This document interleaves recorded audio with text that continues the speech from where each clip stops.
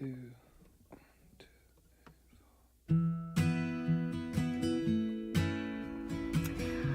Hi again, YouTube world.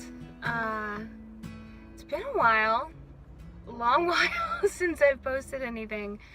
And I've gotten a lot of messages and comments from people asking how I'm doing. Am I okay? Am I still living in my car? And just asking me to post something, an update. So I wanted to put something together really quick to say hello and to give you a quick little update. I am doing well, doing very well. I am still living in my car. It is February 27th, I think, and I've been living in my car since August, so it's been about 7 months. Yeah, it looks like I have probably made it through most of the winter. I will be honest and say that I have not slept in my car every single night throughout especially the really bad parts of the winter. I did sleep indoors for a good portion of time, but I did also sleep in my car too. I've spent some really cold nights in my car, and I found out that it wasn't that bad. I actually stayed pretty warm with the help of snow pants, 2 sleeping bags, and like 3 layers underneath all that. Makes for a very cozy sleeping experience. But it is sustainable, it is doable, and comfortable enough, I think. So there's that. And even though I haven't slept in my car every single night, I do still think that I would say I live in my car, because 1, I do still sleep in my car. 2, I do everything out of my car. I still shower out of my car, I still eat in my car, I still prepare food in my car, I still read in my car, I hang out in my car, and all of the belongings that I have with me are contained, stored in this car. I don't have things that are spread out in houses. Everything's in the car. So yeah, going well. I've gotten over the fear of the experience, I think. You know, when I started, I wasn't really sure what to expect. I wasn't sure if it was sustainable. And I figured out that it is. And I'm pretty comfortable and happy doing it. And some of the results that I was hoping to get have panned out to be true. 1, financially, I have gone from about $42,000 in student loans down to 20. And if everything keeps going according to plan, by July I should be my student loans will be gone, which means that I will be debt free, because I don't have any other debt other than that. Which means that my personal overhead as a human being will be the lowest that it's ever been. And I think there's going to be a whole lot of freedom that comes with that. So that's one of the things that I was hoping to see happen, which has been coming to fruition. The other thing was time. And that's part of why I haven't posted a video in a while, is because part of why I did this was to be able to create more space and more time in my life to invest into particularly people that I want to invest into, but just to be able to invest my time into things that I care about.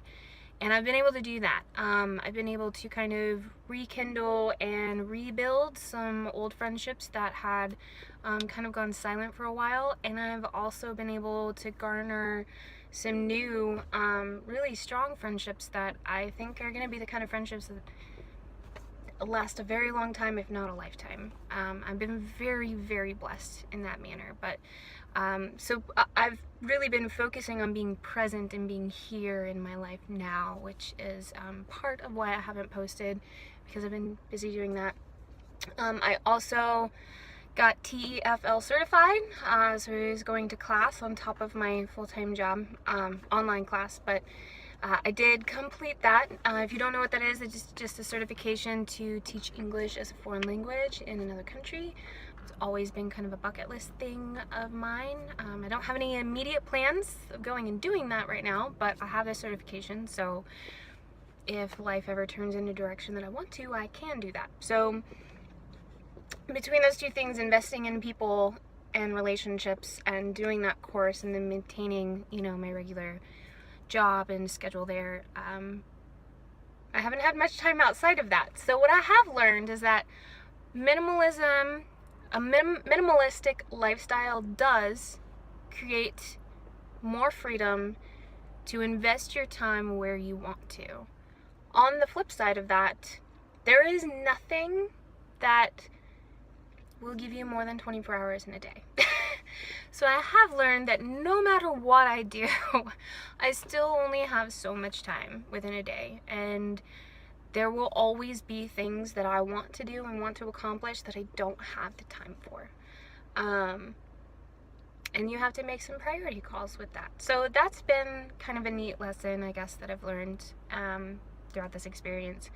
But I also wanted to take this moment and say thank you to everyone who has commented and sent me messages with encouragement.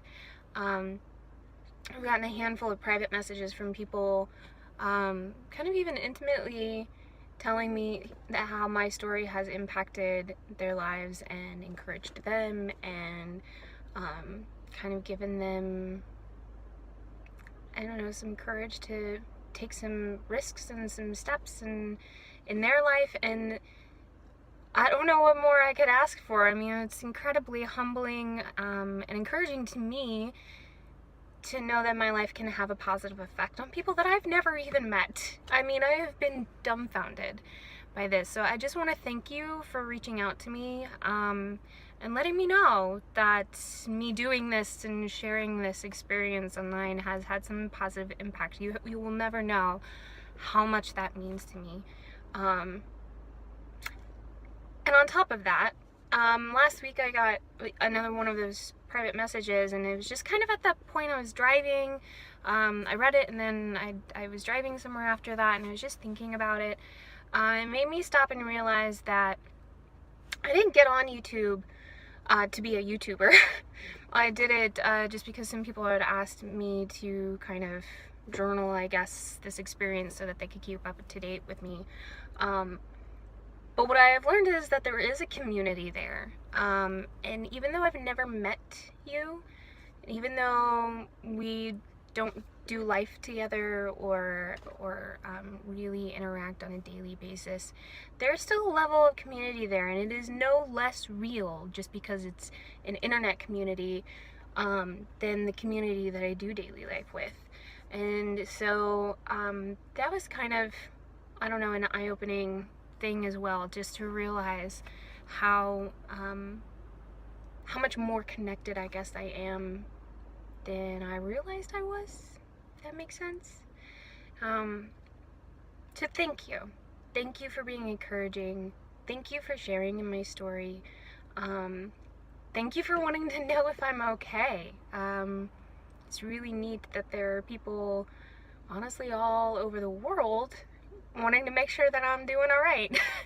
And it's just this really neat kind of, I don't know, experience of being a human and being a part of humanity. And I treasure that a lot.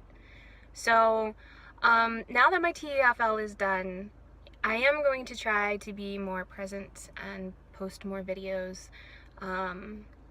and to share with you more on a more regular basis about this experience. A lot of people have asked some questions, so I'm probably going to do like a Q&A.